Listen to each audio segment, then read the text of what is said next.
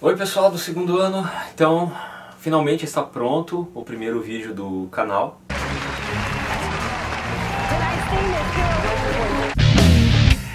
Lembre-se, né, o professor Fabrício não é youtuber. Então a coisa é bem improvisada, como vocês podem perceber aqui, estou na biblioteca da minha casa, tá? Do feudo, Forcato. Então a gente teve a ideia de fazer o vídeo para vocês e basicamente o vídeo é o quê? Uma recapitulação do que vocês viram até agora. Mas recapitulação não significa revisão.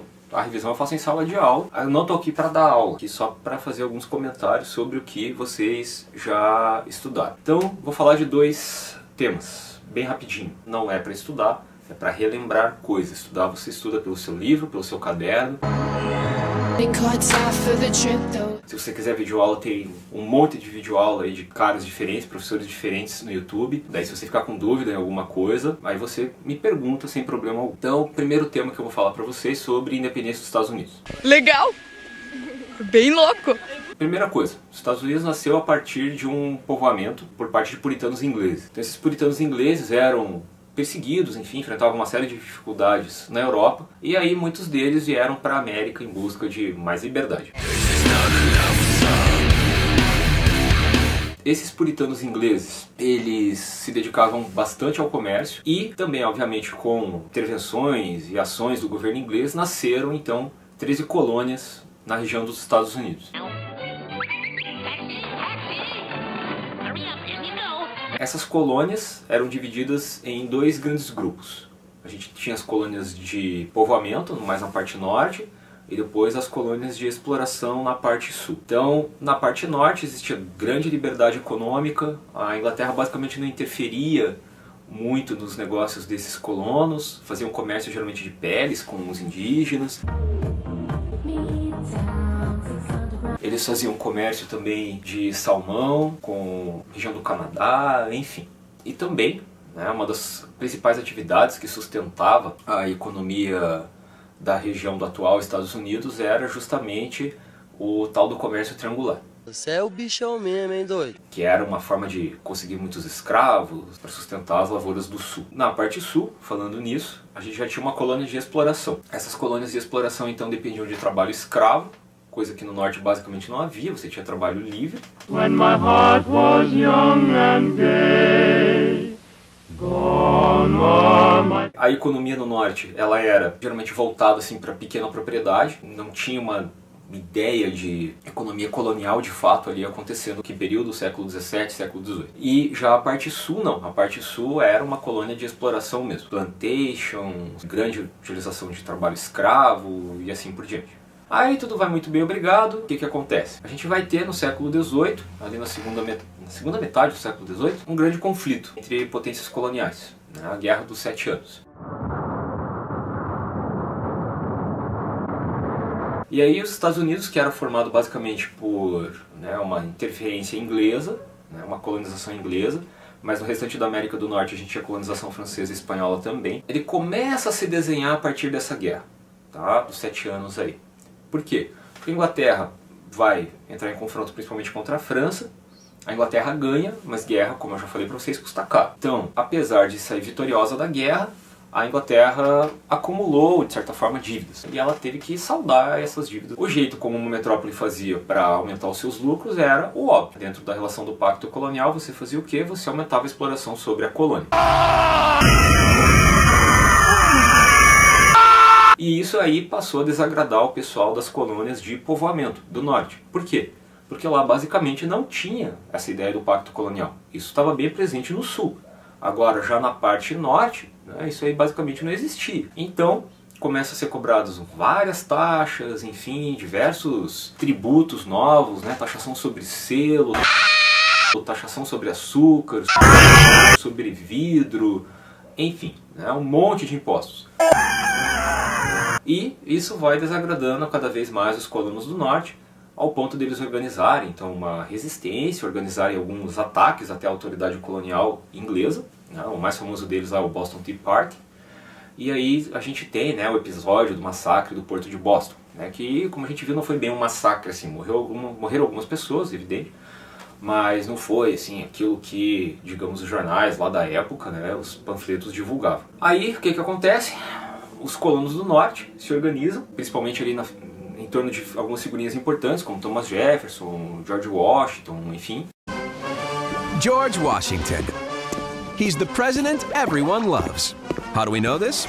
Because in America, we always carry pictures of him in our wallets. As many as we can fit. E a gente vai ter daí os congressos da Filadélfia. Foram 2 congressos.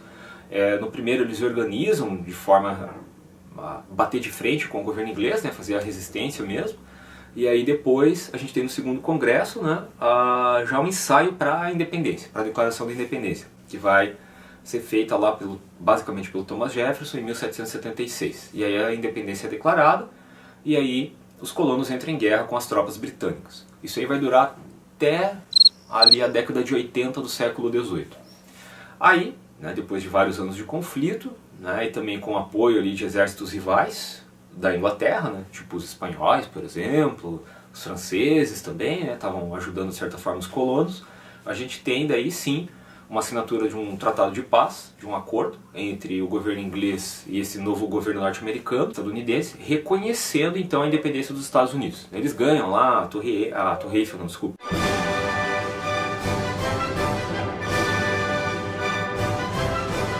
Eles ganham lá a Estátua da Liberdade, né, como uma espécie de presente dos franceses e beleza. Né? Tá selada então a independência dos Estados Unidos a partir daí. Vem a primeira Constituição, altamente, assim como todo o processo, influenciado pelo Iluminismo. Tá? Então não esqueça lá das ideias de soberania popular, principalmente do John Locke, né, os questionamentos à autoridade inglesa. E, no entanto, essa Constituição, que coloca liberdade para o povo e assim por diante, não acaba com a escravidão.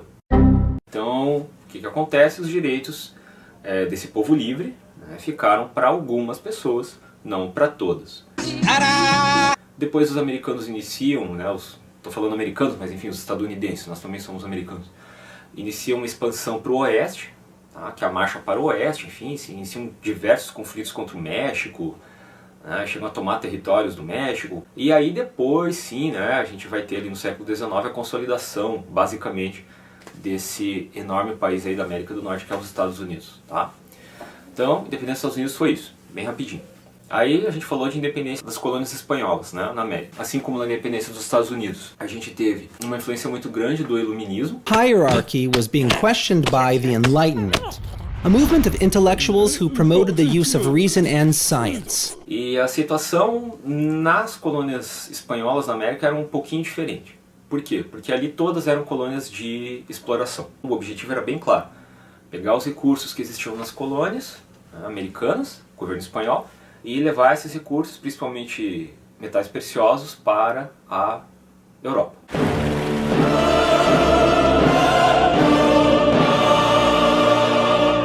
A estrutura social, ela era organizada basicamente em uma pirâmide, que era composta por quais grupos? A gente vai ter lá então no topo os chapetones, que eram os espanhóis considerados puros, legítimos. Cor e a origem era um critério muito importante na organização da sociedade colonial espanhola. Depois nós temos os criolhos, que eram as elites locais, as elites coloniais, controlavam os cabildos, que depois passaram a se chamar juntas governamentais. São esses caras que basicamente lideram, controlam o processo de independência, apesar de a gente ter grande participação popular. Depois nós temos os mestiços, homens livres, dedicados ali a artesanato, pequena atividade comercial, pequenos agricultores, enfim. Aí nós temos os índios, a grande maioria trabalhava ali na mita e na encomenda, né? Eles geralmente eram usados com trabalho na mineração, tá? Principalmente de prata, e a gente vai ter, por último, os escravos africanos. Trabalhavam principalmente nas lavouras de tabaco e de cana-de-açúcar. Então a estrutura social é basicamente essa. Aí o que acaba acontecendo? Né? A gente tem... Eu vou dividir em 2 pontos aqui, só para revisar. A gente tem fatores externos e fatores internos que influenciam nessas independências latino-americanas. Os externos, então, o próprio iluminismo, que eu já falei bem no comecinho. A gente vai ter aí a Revolução Francesa, com seus ideais de liberdade, igualdade e fraternidade, e também toda a conturbação política que a Revolução Francesa gera dentro da Europa.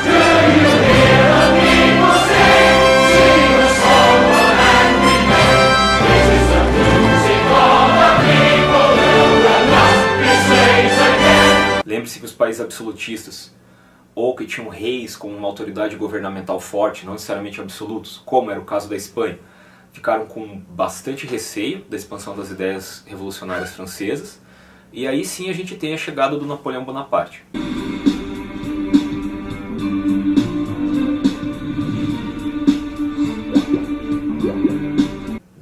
Napoleão Bonaparte se torna imperador ali no século XIX, ele começa a levar os ideais burgueses da Revolução na marra para os países absolutistas. E um dos países que vai sofrer com a invasão napoleônica é justamente a Espanha. O rei Fernando é deposto do poder e o Napoleão coloca o irmão dele para assumir o trono da Espanha, o José Bonaparte.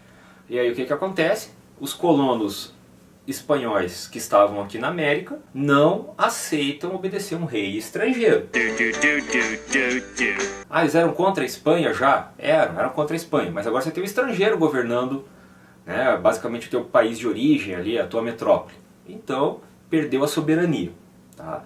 Aí o que acontece? A gente começa a ter uma conturbação dentro da América. Aí essa conturbação vai acabar levando então ao surgimento de principalmente duas figuras bem importantes nos processos de independência.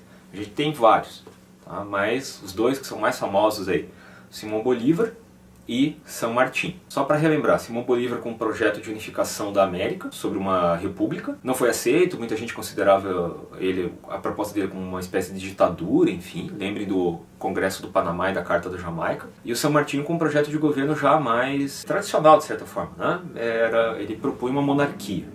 Nenhum dos planos se consolidou. Tirando o México, naquele contexto, todos os outros países latino-americanos, que eram colônias espanholas, viraram repúblicas, mas não foram unificados. A gente teve aqueles grandes reinos do período colonial espanhol, né, os vice-reinos, tipo Granada, o Grande Colômbia e assim por diante, se fragmentando em diversos países menores. Para a gente fechar, não esqueça que com o processo de independência das colônias espanholas, a gente tem o surgimento da figura do caudilho, né, aquele líder político local, geralmente que se tornava uma espécie de coronel, né, dentro da região das ex-colônias. É isso, não use o vídeo só para estudar ali 5 minutinhos antes da prova. Tá? Estude antes, né? Não seja um trouxão. Guys. Okay, go! Ow, ow, ow, ow. Quando der, eu apareço com outro vídeo para vocês.